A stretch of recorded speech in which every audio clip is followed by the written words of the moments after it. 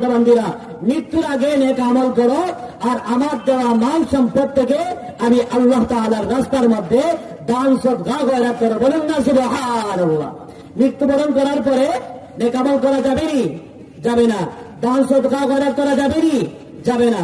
নেক আমল করা যাবে না, নেক আমল করার সুযোগ থাকবে না, দান সদকা খয়রাত করারও সুযোগ থাকবে না। وأنفقوا مما رزقناكم من قبل أن يأتي أحدكم الموت فيقول رب لولا أخرتني إلى أجل قريب।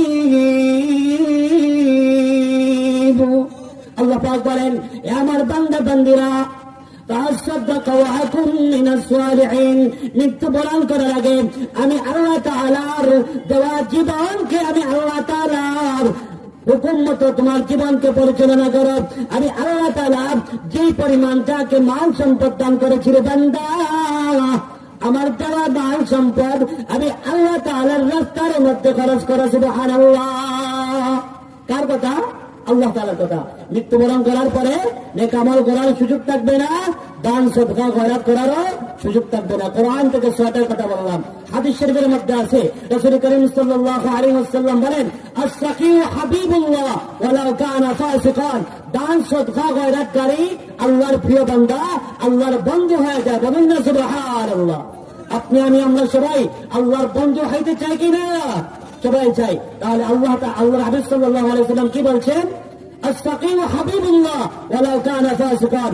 যেই আল্লাহর প্রিয় বান্দা বান্দি দুনিয়াতে দান সদকা খয়রাত করবে, ওই দান সদকা খয়রাতকারী আল্লাহর প্রিয় বান্দা বান্দি আল্লাহর বন্ধু হয়ে যাবে। সুবহানাল্লাহ। বুখারী শরীফের একটা হাদিসের মধ্যে বলা হয়েছে, 7 প্রকারের মানুষদেরকে আল্লাহ তাআলা আল্লাহর কুদরতে আরশের ছায়ার নিচে জায়গা দান করবে কিয়ামতের দিন। তার মধ্যে থেকে এক প্রকার হবে যারা দান সদকা খয়রাত করেছে, আল্লাহর দেওয়া মাল সম্পদ আল্লাহ তাআলার রাস্তার মধ্যে খরচ করেছে। সেই দিন আল্লাহ তাআলা আল্লাহর প্রিয় দানকারী সদকাকারী বান্দা বান্দীদেরকে আল্লাহর কুদরতে আরশের ছায়ার নিচে জায়গা দান করবে। সুবহানাল্লাহ। এর জন্য দান সদকা খয়রাত করার অনেক অসংখ্য অগণিত ফজিলত কোরআন এবং হাদিসের মধ্যে বলা হয়েছে। আপনারা যারা দিয়েছেন আরো দিবেন, যারা দেন নাই